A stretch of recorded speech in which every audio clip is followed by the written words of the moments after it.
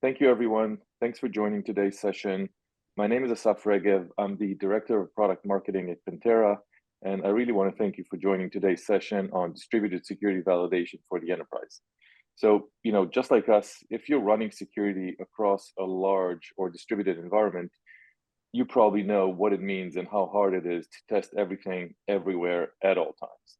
We all know that manual pen testing or manual testing for that matter, just doesn't scale. And when you can't really test it all, this is when gaps and exposure happen. And when gaps happen, it means risk, it means extended risk, it means risk that is not always something that you can control very easily. So in today's session, we'll show you, or we'll speak, or we'll have our guest speakers really taking you through the process, how a leading enterprise is solving this really at scale, using automated validation to really reduce their manual efforts, and at the end of the day, see and understand how they're able to really stay ahead of the threats with every site across their multi-site deployment.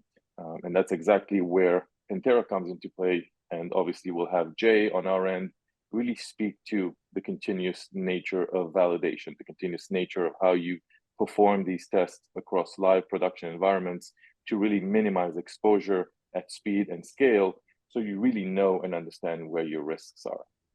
So joining me today in the session, or joining us today in the session, are Jay Mar-Tang, our AVP and Field CISO at Pentera. And Jay is really working on a day-to-day basis very closely with CISOs and other security professionals, really to roll out automated security validation in these complex environments and across their demanding infrastructure. On the other hand, we have Frederic Petrus from Forvia. His role is a cybersecurity and information systems lead, and he's responsible for, among other things, vulnerability management. And what Frederic is going to do, and he's going to walk us through how Forvia was able to deploy Pentera across their global infrastructure. Quick reminder before we actually begin, I urge you to submit questions during the, anytime during the session, whether it's in the Q&A or in the chat. I'll be monitoring those closely, and let's really have fun. And with that, I want to hand it over to you, Jay, to really kick us off. So let's get started. Thank you. Thanks, Assaf. Appreciate it. Really excited for everyone to be here. Thank you from me, from wherever you're joining. It's morning here on the West Coast, so waiting for my caffeine to kick in. But we have a great topic today. And first, I think it's important just to level set. You got this communication. You're probably familiar, a little familiar, with who Pentera is and what we do. But we're here to instill confidence in your security posture. As you know, the security posture is made up of many different tools. And how do we know, after the hundreds of thousands, millions of dollars, however much we've spent, or how do we know that our posture is going to respond in the event of an actual attack? Are we confident? And the other challenge is that when we think about vulnerabilities, there's so many vulnerabilities that come out year by year, and we have a small prediction of where we'll be here in 2025. But the reality is that threat actors only exploit about, well, less than 6% of these. And aside from CVEs, which are necessary for patch management, there are also plenty environmental vulnerabilities, what we here at Pentera like to call dynamic vulnerabilities, things that are non-patchable, that also account for exposure. And Gartner says this will account for about 50% of enterprise exposure by 2026. The big challenge really between understanding where our posture is and all these vulnerabilities is prioritization, saving time. We all know that we don't have unlimited time and unlimited resources. And what we want to do is use the attacker's mindset to help prioritize what we should be focusing on. And that's what makes Pentera very special. Every single time Pentera runs, you are getting a dynamic attack orchestration engine that's performing what an ethical hacker or even a real attacker is going to do in the network time and time again. What that means is that you're going to get the ability to understand what attackers can recon, understand what vulnerabilities they will exploit. Remember, I'm harping on the fact that they will be exploiting vulnerabilities. The ability to look for credentials and identities exposed on the wire, crack passwords, inject malware. malware that's safe and that will not do any harm inside the environment, the ability to understand what data can be gathered and what will lead from that. Will there be additional lateral movement and pivoting in the environment, ultimately in which privilege escalation may happen? Whether that's privilege escalation from an identity perspective, so obtaining root or domain admin, for example, or escalating privilege from an asset perspective, getting to a very critical asset, and then have the ability to report on this and clean up and start at the beginning.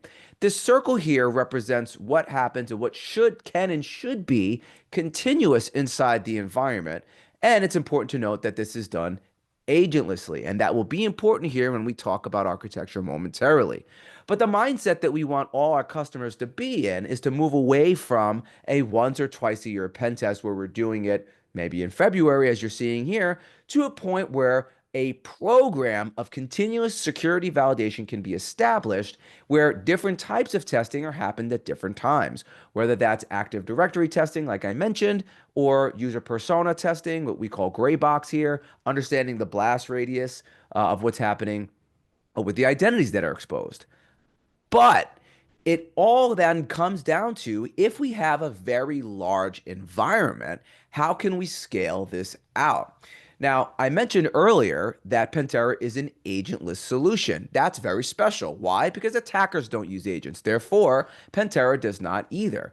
But how are we going to hit all the different infrastructure inside the environment that is oftentimes very distributed? Well, we have a distributed architecture that is broken out into, as you can see here, remote attack nodes. You could think about dropping these persistent machines or testing nodes in different VLANs or different data centers. There's also things that are called dynamic attack nodes, which are non-persistent ways of testing in different VLANs or architecture.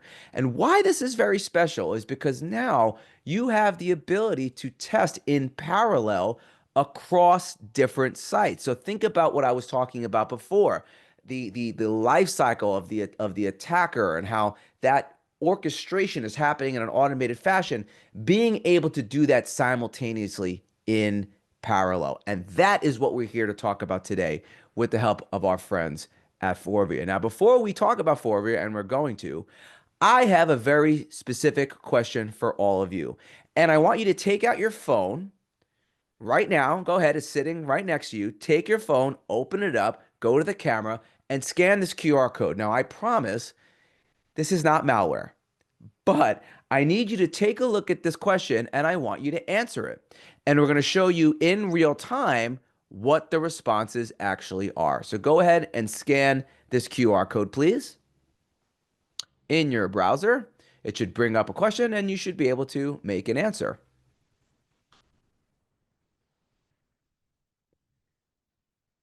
And here we are. So the question is, what is the scale of your security validation practice today? And this is really just asking, like, how much of the environment when you're running penetration tests or you're doing security validation exercises, how much are you actually doing? Again, for those of you that need to see it, here's the QR code. So go ahead and scan that. I always love doing this because I love playing games on my phone. We'll talk about that in a separate session, I'm sure. But if we pivot back, so go ahead and answer. Now, it looks like some of the responses here are pretty common to what I would expect, right? We don't see a ton of environments that are testing a whole of the estate. That is usually because there is third parties involved and you have to contract them for maybe about 2 weeks. It's still once or twice a year pen test. But even for teams that have this in-house, a lot of times this is not something that is scoped for more than 50% of the environment. So I appreciate everyone's feedback. Now, with that, I want to introduce our very special guest, Frederic Petrus. He's here. And Frederic, why don't you go ahead and introduce yourself? But I think it's also important to know, the same way we talked a little bit about Pentera, we really need to understand Forvia and Forvia's business. So go ahead and say hello to everyone, and why don't we get into it? Right. Thank you, Jay. So, hi everyone. My name is Frederic Petrus. I am head of cybersecurity control and vulnerability management. I am in this business for about 4 years, but I've spent 2 decades in the company, starting from engineering simulation and afterwards regional IT manager in Europe and in Asia. That mix of engineering roots and operational IT leadership really shaped the way I'm looking at cybersecurity aligned with how our business actually runs. So I'm happy to share this session with you, and thanks for this figures, Jay. So for ICA, what do we do? So for Forvia, should I say, Forvia is a global leader in automotive industry. We are the 7th global automotive supplier. We have more than 160,000 employees working over 43 countries with 300 production sites and 76 R&D centers. We supply, what do we do? We supply car manufacturer with 6 production line organized in business groups, international business groups, seatings, interiors, clean mobility, electronics with all the actuators, sensors that we have in the vehicle, lighting, which is more and more complex nowadays in the vehicle, and let's say life cycle solution, which is more an independent market for specific and original equipment. Wow. So, I mean, you have your hands in a lot in the automotive industry. There's a good chance it's, 50-50 as I'm seeing here that we have some of your products, which is really, really cool. Now that's, a very specific type of, or I should say, you guys are pretty busy, right? Now, as far as your team goes, what is your team's mandate and what are your team's responsibilities? Right. So basically, my team is responsible to detect, to assess, and I want to say to provide processes to the local IT to remediate on the vulnerabilities that we may have on their sites. So you see, we have hundreds of sites. We have local IT on each site, and the goal is really to support and to help them. In parallel, what we do is we test our defense measures that we have. We test the SOC performance. We test the endpoint and network detection response. We provide status report, and at the end of the day, we assess the effectiveness of the remediation that the local IT is providing on the site. Okay. So assessing and also testing remediation. Now that is part of an overall program for reducing risks. What is for the program in general, what is the day-to-day task of reducing risk? How do you manage the scale and the complexity? Right. So through this security validation, the goal is really to implement continuous and robust practices. The priority is really to ensure the production continuity, to protect our critical assets, and to be able to keep a secure environment by integrating IT industrial VLAN. And at the end of the day, because of this really decentralized organization, the goal is to foster a kind of cybersecurity culture among the people, among the local IT. Yeah, culture is really important. I think everybody would agree security is often seen sometimes, as a hindrance, right? There's a lot of friction, and we'll get into that here, I'm sure, in our dialogue. Can you explain then how you were accomplishing continuous validation goals before utilizing Pentera, before you started partnering with us? All right. Yeah. So where do we come from? In fact, back to 2020, the group risk committee of the company decided or asked cybersecurity to launch internal limited pen test. They perfectly knew that we won't be able to remediate all vulnerabilities, but they wanted us to get a pragmatic approach. So this is what we did. After a year and a half, basically, we were able to pen test a half or no, sorry, a fourth of the sites. And obviously, at this stage, we faced several problematics. First, to follow up rigorously all the remediation plan over the site was an issue. Because we were using a scan vulnerability tool, we were not able really to provide a clear prioritization of all the detected vulnerabilities to address.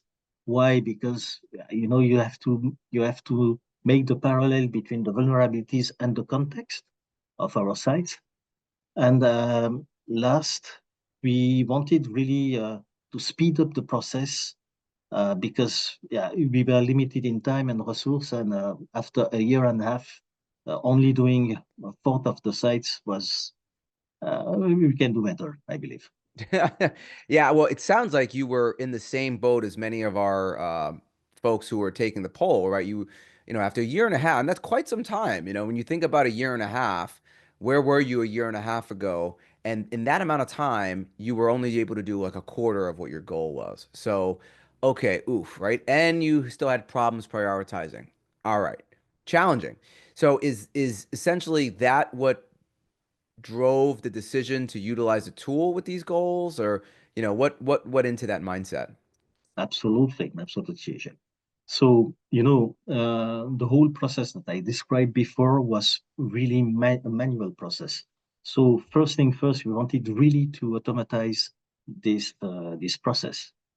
So we started a study at that time for an automated security validation tool, but we focused on really two main drivers, let's say, to be able to detect the actively vulnerability used, and second, because we have to convince as well the management, we wanted to be able to show on a map the different attack vectors that it's used that can lead to a successful attack in order to show what is the most exploitable ones to tackle. Yeah. So communicate, if I'm hearing correctly, right? Communicating the ones that matter really was what was driving that. And what then drove the decision to take testing even further, right? Because then you started partnering with us, started rolling out, and then what was it said, what, we need to work with Pentera to take this to the next level. Correct, correct. So the lessons learned from the previous experience where we did that manually on site, we really wanted to have a pragmatic approach with local IT, because at the end of the day, the local IT are the ones to put their hands on the grease and to remediate, right? So we wanted to give them a limited number of vulnerabilities to tackle, and the most exploitable one linked to our context, and that was the first priority. The second one was to be able as well to pen test the sites several times in the year. At least we wanted to test every 3 months. Why? Because it gives to the local IT, to the ones who are remediate them, uh, at least a picture of the improvement they have done. And afterwards, at the end, it was as well a good opportunity for us to comply with the regulation that is, running on the automotive industry. We have to comply with TISAX label. TISAX is nothing more than, let's say, a certification based on ISO 27001, but for the automotive industry. And by using an automated security validation, it was a plus to get this certification as well. Wow. So, of course, I think it's very important to note that you had desired KPIs for where you wanted to take your testing, and that's, every 3 months to hit the 300 sites. But also, like everybody else, whether you're in this type of industry or you're in finance or you're in retail, there are compliance drivers that oftentimes are being driven to make sure that the organization is in line. And part of that is testing, and we're seeing, you know, an increase of that, whether that is DORA, for example, in EU, or CMMC if you're doing US contracts. There's a compliance driver as well. Now, for those of you on the line, I actually have another question for you, and I'm going to bring that up. So I need you to, once again, take your phone, please, and scan this QR code, and it's going to bring up another question for you. So go ahead and scan that. It should bring you to your web browser, and you should see the next question. And that question is going to say, what has stopped you from expanding your security validation practice? Now, this one's different. This one you can actually type in an answer, and we're going to see some of those responses right on the screen. So go ahead and scan that, type it in. Feel free to be honest and transparent. I think honesty and transparency, especially when it comes to security, is really important.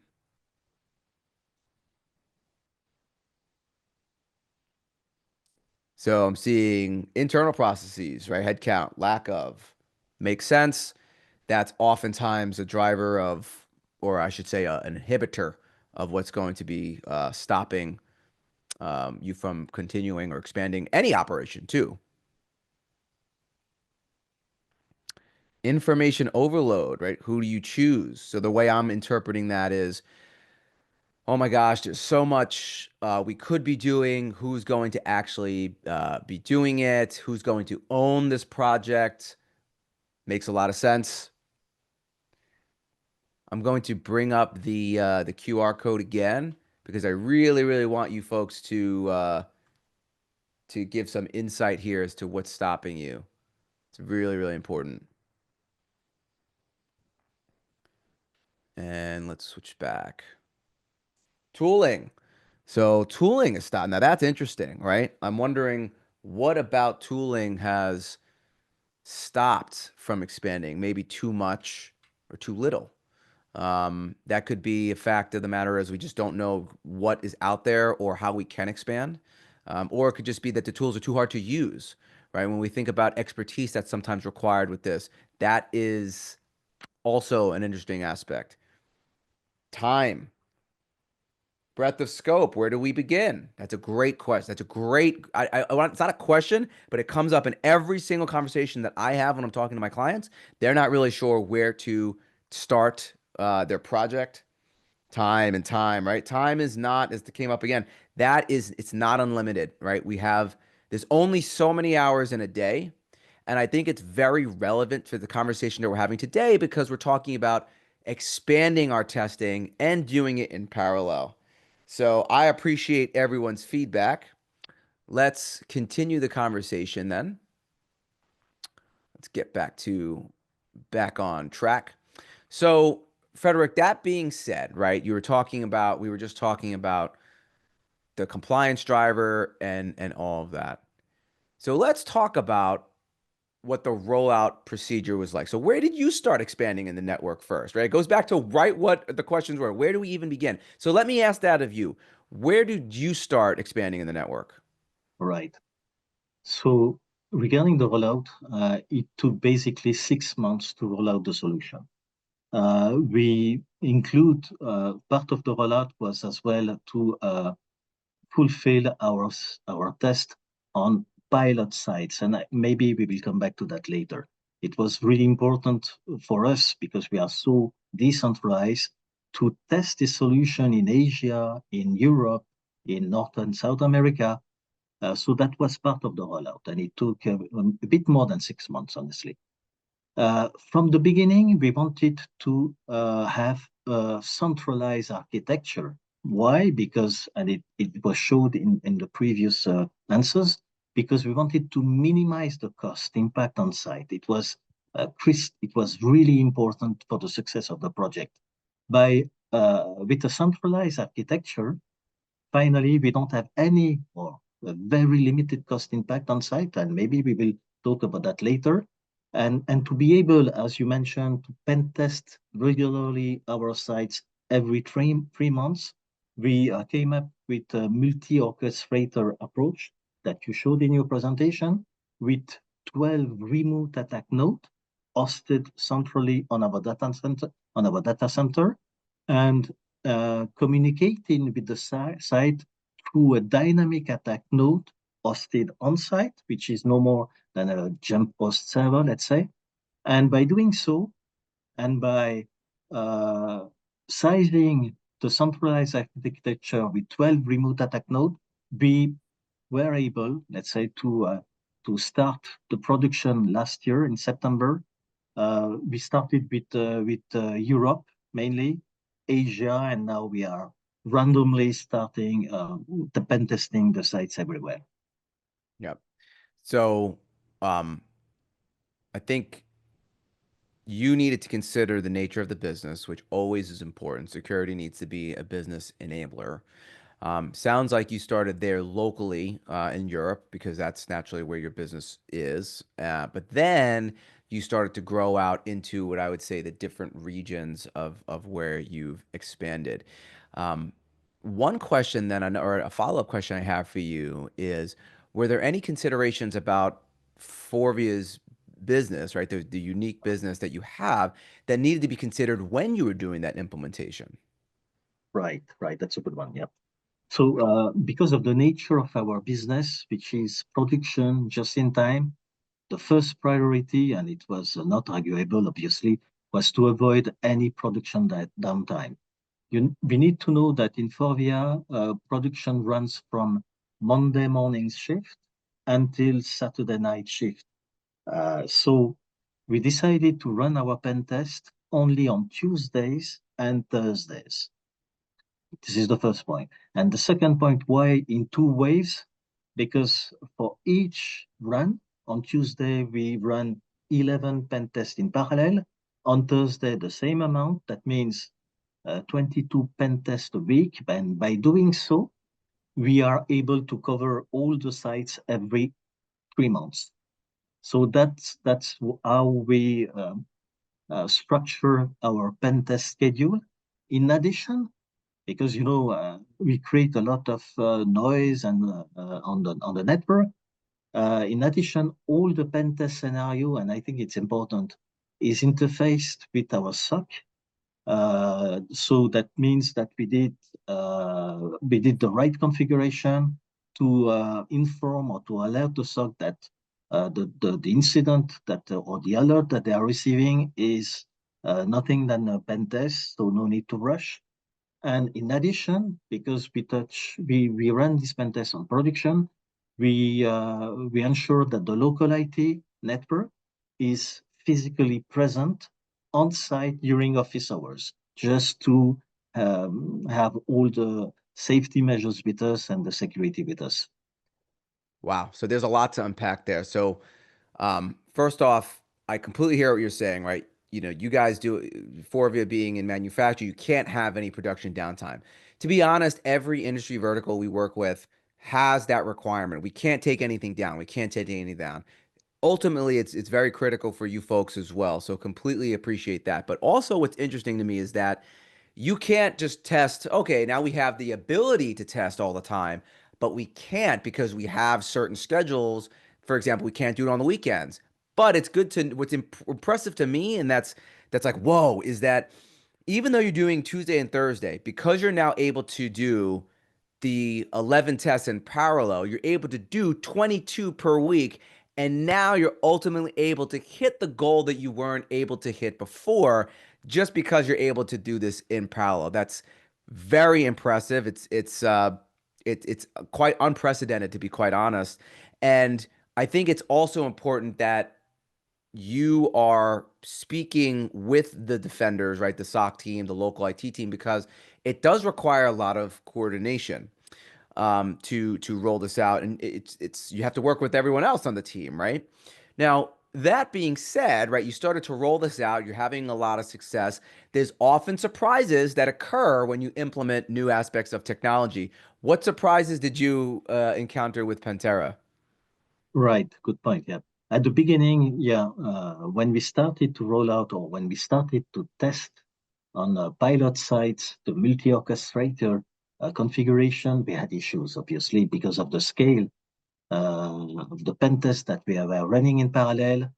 We had as well, because of the configuration we choose, as I said, we wanted to limit the cost impact on site.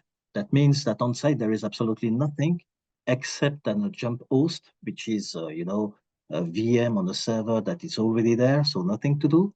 And we faced issue linked to the, let's say, communication protocol between the remote attack node and the site. The VPN, not going into too much detail, but the VPN connection for some reasons were disrupted without any warning or alert. But we overcome all this issue, and that's really what I want to highlight. We overcome that thanks to the very strong partnership that we had with the support team of Pentera. They were always there. We are in constant communication with them. We have regular, classical project review. But what we appreciate is their flexibility and their reactivity to travel, to come from Israel to France to Germany to look at what's going on. So this was for me the key factor to overcome all these issues. Yeah. Environments tend to be, if you ever, if you're in the engineering realm, right, there's a lot of variables with environments, but I think it's important that, like the communication with your own teams, that there's communication with Pentera or with the technology groups that you're working with, so we can work through them, which it's very good to hear. So very appreciative of your comments there. So we started a little bit talking about, we were just a moment ago, where you are now. Can you describe a little bit more in depth of where the security validation program is today, May 7th, 2025? Right. So compared to the very first situation where we are doing that manually, now the program is let's say, organized in different steps. First, every quarter, my team is updating the schedule for the next 6 months. Once it's done, we communicate the schedule to the site and to the local IT. At D minus 30, a formal request is sent to the local IT, to the plant manager, because we want to have the agreement or the validation from the plant manager. That's key. And we want as well the local IT to confirm the IP run list to be tested, or to mention those which have to be excluded. So this is at D minus 30. At D minus 7, we sent a reminder, and we ask the local IT to make, the basic checks on the jump host to ensure that the communication with the remote attack node can be done. At D-Day, we do the pen test. At maximum D plus 3, we send the report, and this is something I want to highlight. We send as well a tailored remediation plan to the local IT, and we used our incident service management tool, ServiceNow. We have an API between Pentera and ServiceNow, and we shoot the remediation action to the local IT through this vector. At T plus 10 and 20, and you mentioned that in your presentation, we rely on several strata of the organization. So at D plus 10 and D plus 20, we have a network of security referent who are checking the follow-up with the local IT. So this is actually how we are managing the pen test. So all those steps are completely automatized, except the remediation plan, which is customized by my team. Wow. So not only have you scaled out, but now you're getting, if I'm hearing, it's communication, communication, communication, right? You have communication at several touch points before the actual testing, and then you have communication after with the data that is being provided by Pentera. And you talked a little bit about some of the automation into ServiceNow, because that's always another question that comes up in folks' minds, right? Like, how do we leverage the data? Where does it go? Can you talk a little bit more about the specificity, specifically about that data and a little bit more to that process? Right. So we mentioned that earlier. We send a remediation action to the local Yep. IT, a tailored one, through ServiceNow. But among the 300 and more local IT that we have over the world, we don't have the same level of skills, competencies, and the appetite to cybersecurity. So how do we leverage the results? We, in addition to what we do, when we shoot the remediation actions, we ensure that we translate what has to be done in something that can be understandable by the local IT. That's the first thing. Second, we we decided to exclude low and medium severity.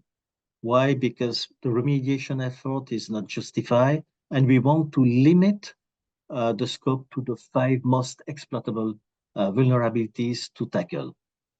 And in addition to that, and this is one of the lessons learned from the previous experience, we as well exclude all vulnerability that has to be tackled by our central competence center. So we made the distinction between what need to be assessed or to be tackled locally, addressed locally, with the ones addressed by our competence center.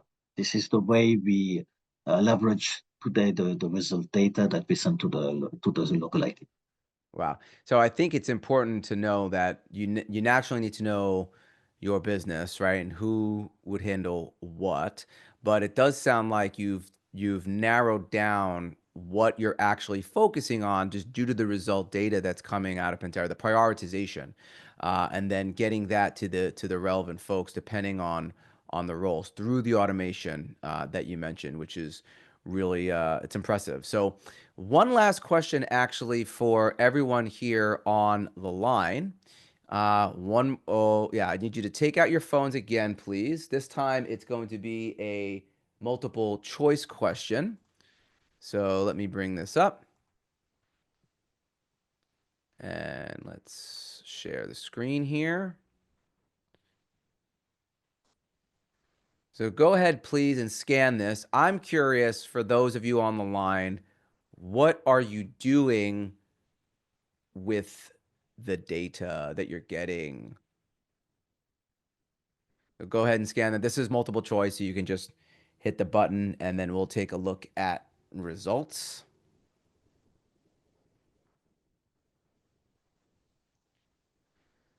So go ahead and scan that, and I'll show the results here momentarily.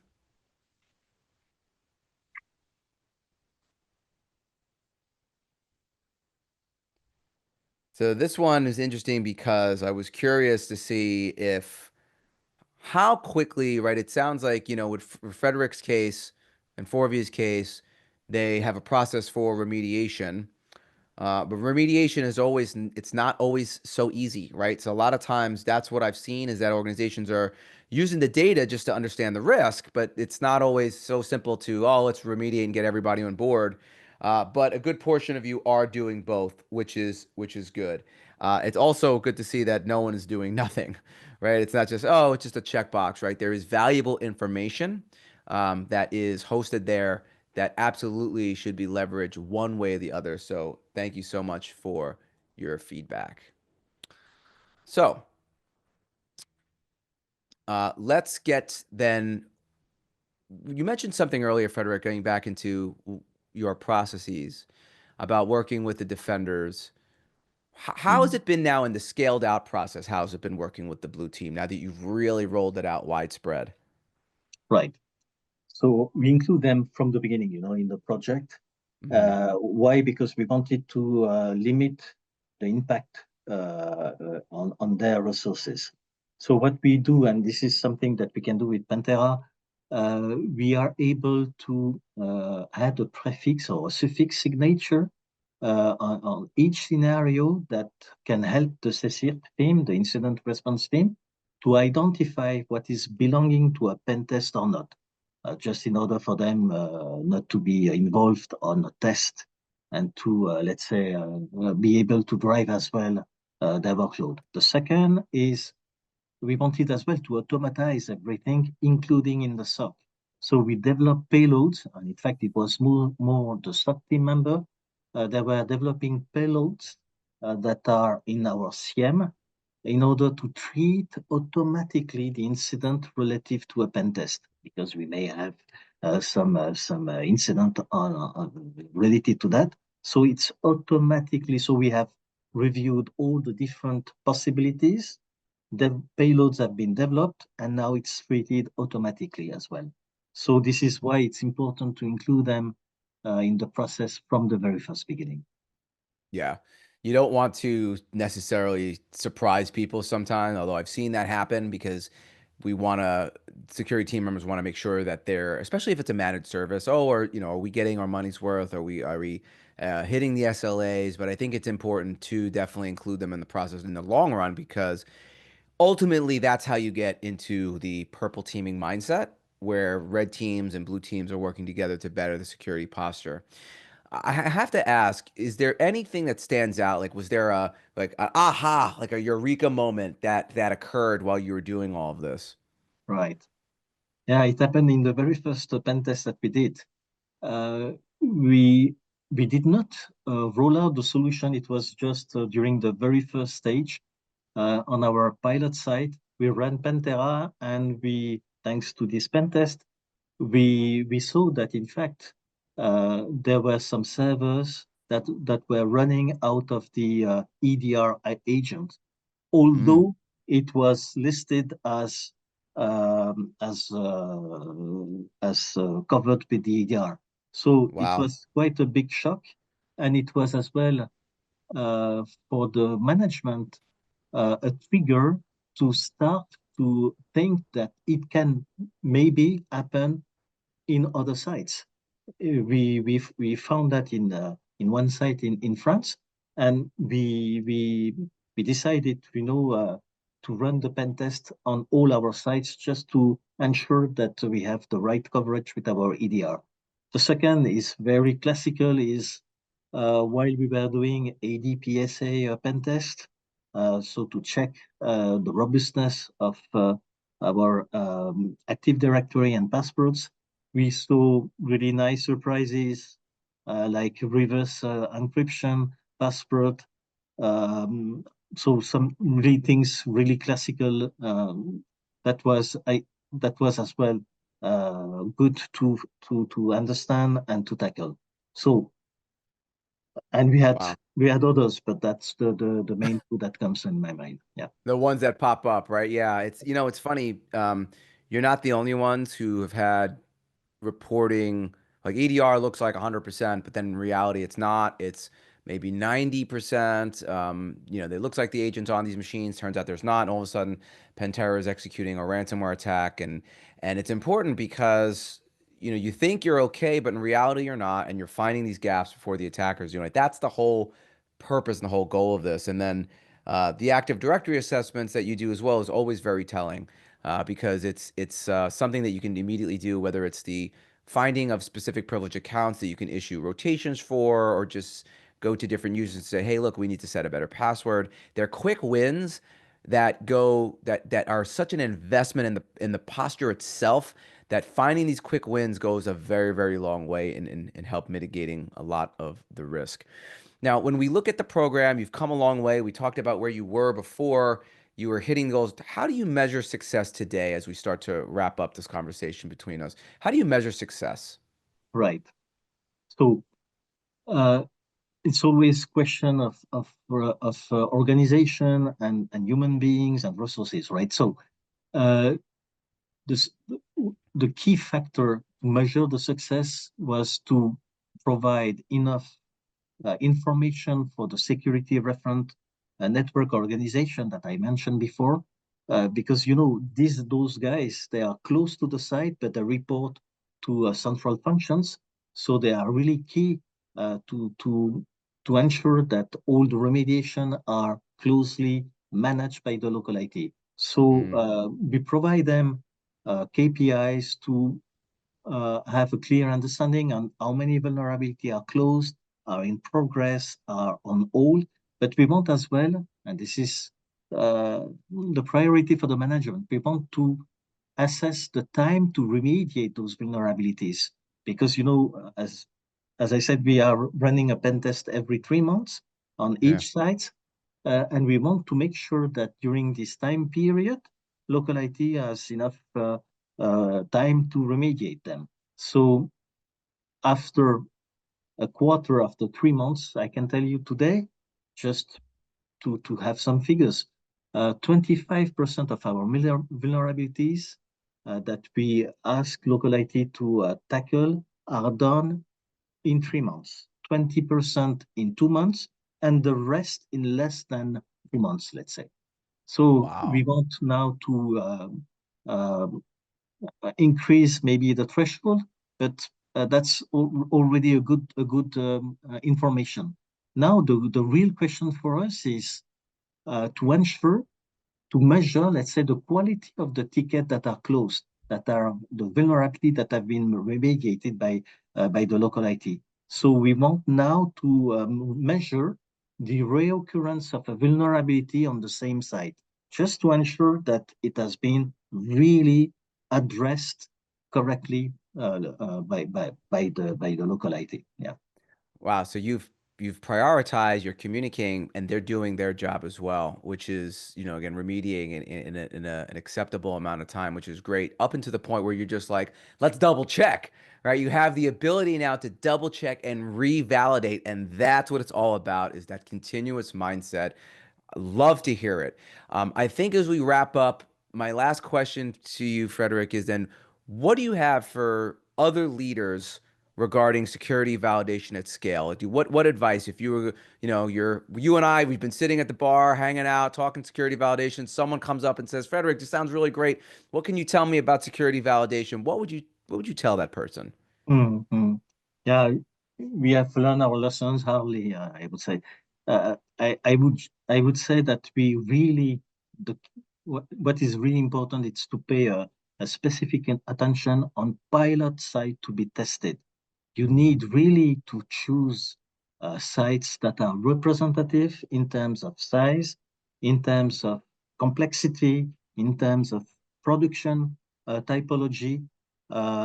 You really need to do that to get a clear view on how long does it take to do a pen test. This is something I did not mention, but a pen test runs for 36 hours today in our company. That means that in 36 hours, we are able to have a clear view on the cybersecurity status or posture of the site. Second, we need to involve, this is what we said before, we need to involve the blue team very earlier in the project because they always come up with good ideas. For instance, payloads, they spend a hell of a time to develop the payloads at the beginning of the project, but it was all this time that is safe every test that we are running. Um, the last or the two last point would be maybe to automatize what you can automatize. I mean, today, all the pre and post treatment when we run a pen test is completely automatized. All the different steps that we mentioned today with you is completely automatized. But we keep, let's say, manual resources to tailor the remediation plan because at the end of the day, that's the success of the project. We can Hmm. make 20 pen tests a week, but if the remediation is not done, what's the point, right? So that's really a key point in what to consider from the beginning. Keep time to ensure that the remediation is well understood by your team. At the end of the day, I would say that's the main points that comes up in my mind to check if we want to run such kind of automated security validation. Yeah. So know your business and make sure remediation is communicated. And I think you've said that the common theme throughout all of this is making sure communication lines are open, especially when you mentioned how often local IT is involved. I think that's really, really important. So really, really good feedback. We've spent most of my morning, if you're in the rest of the world, probably your afternoon, hanging out, talking with Frederic about validation at scale. I think there might have been a question or two submitted, so I'm actually going to take a look at that right now. It looks like, Roger, you asked a question in the beginning. 10 sites, one VLAN per site. Main site have the possibility to have all VLANs. Is it best practice to install one main node and 9 remote attack nodes, or can I just VLAN tag on main site and use one main node? So I've seen this. It's important to note that Pentera can do what you're asking, whether it's dropping remote attack nodes in different VLANs. However, if the one site can have all VLANs, you can actually just trunk all the VLANs into a main node. So you wouldn't even necessarily need to have a distributed architecture in that regard. So if you can trunk the VLANs, you can always use Pentera's nodes, whether it's a main node to have all the VLANs in there. So you can trunk all the VLANs into one main node. Or if you have multiple VLANs in different sites, the trunking can also work. So you could have a main node with multiple VLANs, and then you can have different remote attack nodes with trunk VLANs in the different sites. So you could do that. I think for your case, Roger, you can have one main node as long as you can trunk all the other VLANs into that main node. So great question. Really, really appreciate it. Assaf, was there any other questions that came in directly or that we need to be aware of that we can answer right now? Yeah, absolutely. So first of all, thank you very much, Frederic. I mean, we did speak to, to a number of customers, before, and I really appreciate, the open and candid answers. I mean, even, kind of the aha, or, as I've heard it, the oh shit moment. I mean, we have an issue with our, with our endpoint detection and response. It's not something, it is something that we hear often, but saying it out loud and really coming and really putting this out for everyone to kind of to see, to understand, to really kind of open up and share that. I mean, that was priceless as far as I'm concerned. And yes, we did have a couple more questions, and I also wanted to kind of attach to what you said, Jay.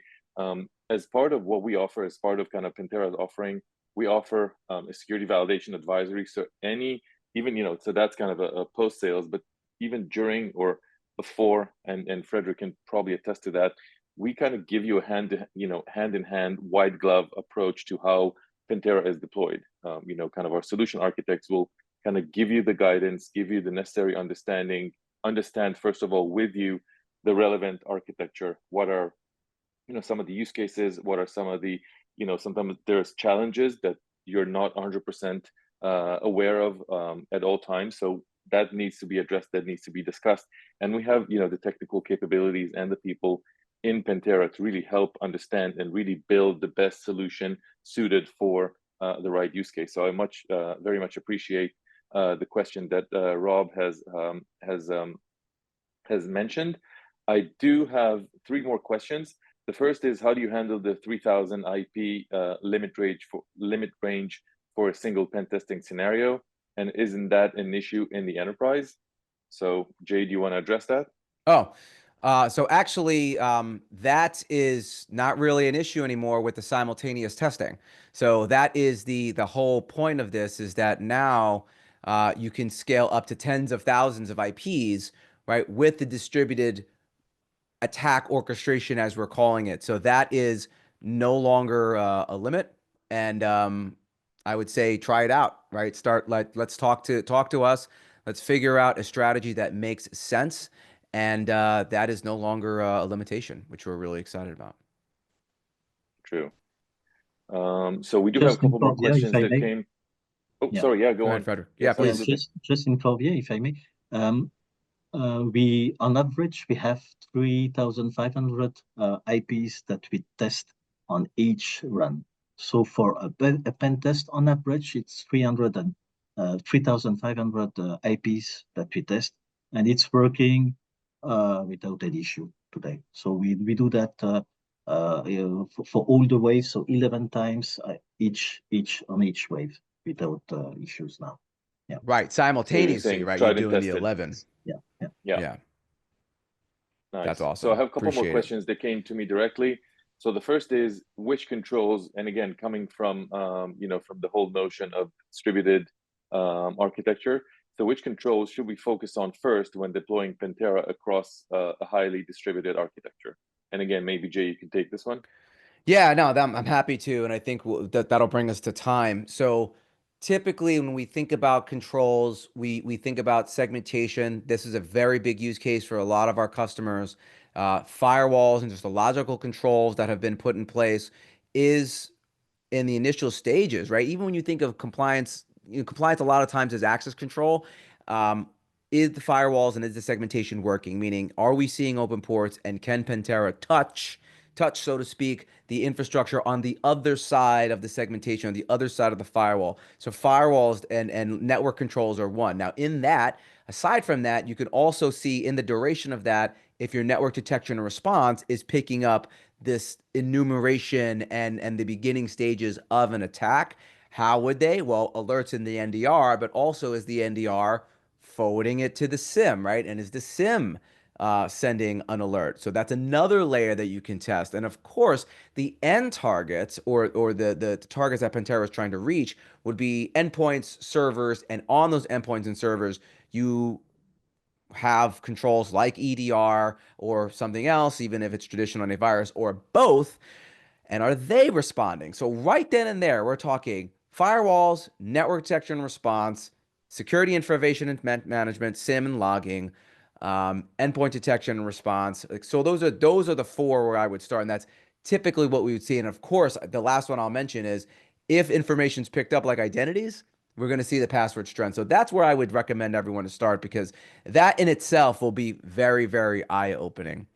Now, with that being said, we're here at time. If any of this has actually intrigued you, I would encourage you to try Pentera, check it out.